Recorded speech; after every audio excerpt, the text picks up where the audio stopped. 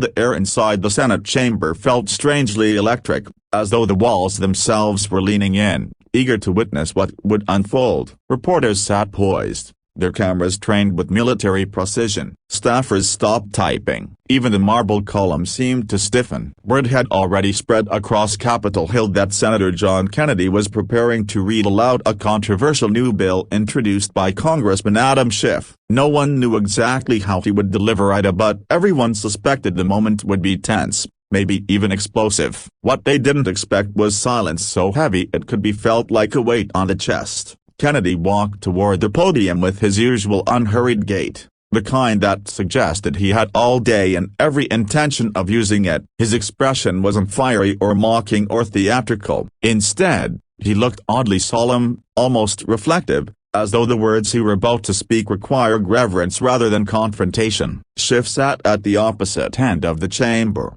flipping through his own copy of the bill with a tight grip, his lips pressed together, projecting the confidence of a man ready to defend his work but not entirely sure it would survive the next few minutes.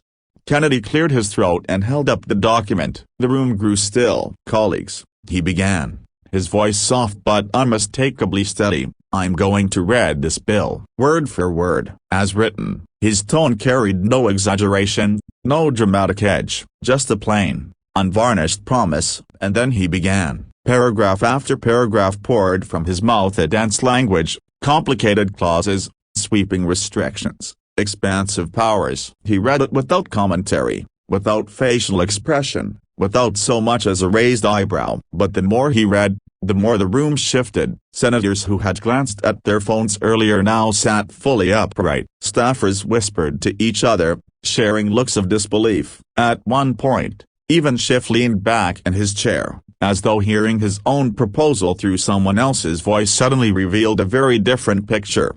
Kennedy continued, line after line, his voice echoing in the chamber. The silence became a character of its own, thick, heavy, inevitable. It didn't feel like the quiet before a storm. It felt like the sudden stillness after someone has asked a question no one can answer. As he reached the final page, his voice softened. "And that," he said gently, "is the bill." He laid it on the podium and took a step back. For a long moment, nothing moved. Not a cough, not a shuffle, not even the clicking of cameras. It was as though everyone was processing the same unexpected realization. Sometimes the most powerful criticism isn't an argument, it's exposure. Not the speech, just the truth laid bare. Finally, a young staffer broke the silence. "Isa broken bar, is that really what it says?" she whispered, almost to herself but loud enough for the nearby senators to hear. Others murmured in agreement, flipping through their copies, rereading sections as though hoping the words might rearrange into something more reasonable. Schiff's face tightened, not with anger, but with a dawning awareness that his work, however well-intentioned, had landed differently than he anticipated. Kennedy didn't gloat. He didn't smile. He simply looked around the chamber, his expression softening into something almost empathetic. "Folks," he finally said, "we all want what's best for this country. We just need to make sure our solutions don't create bigger problems than the ones we're trying to fix." His voice carried no judgment, only a gentle reminder of the responsibility they all shared. What followed was not the fiery debate people expected. Instead, a quiet, thoughtful conversation began to ripple across party lines. Senators from opposite sides approached one another, discussing concerns, offering edits, acknowledging misunderstandings. The tension that had dominated earlier seemed to melt into something rare in Washington, collaboration born from humility. Schiff stood and approached Kennedy. The room tensed, expecting confrontation. But Schiff surprised everyone. "Senator," he said, extending his hand,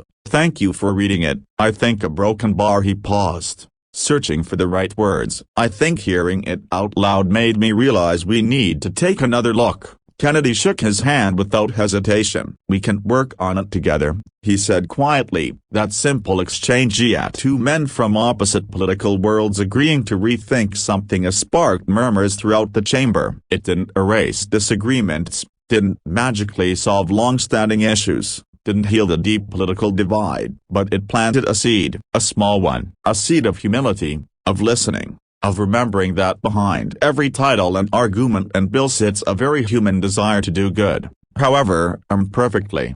As Kennedy left the podium, a journalist whispered, "I've never seen a room fall silent like that." Another replied, "I've never seen silence change anything, until today." And perhaps that was the true power of the moment, and not the reading of the bill itself, but the reminder that sometimes leadership isn't loud, sometimes strength is quiet, sometimes the path to unity begins with nothing more than a willingness to listen. In the end, what happened that day would be remembered not as a political attack or a public embarrassment, but as an unexpected moment of clarity, one that challenged assumptions, restored humility, and reminded everyone watching that progress is possible when courage and compassion walk hand in hand. And in a world where speeches grow louder every day, it was the silence that echoed the longest.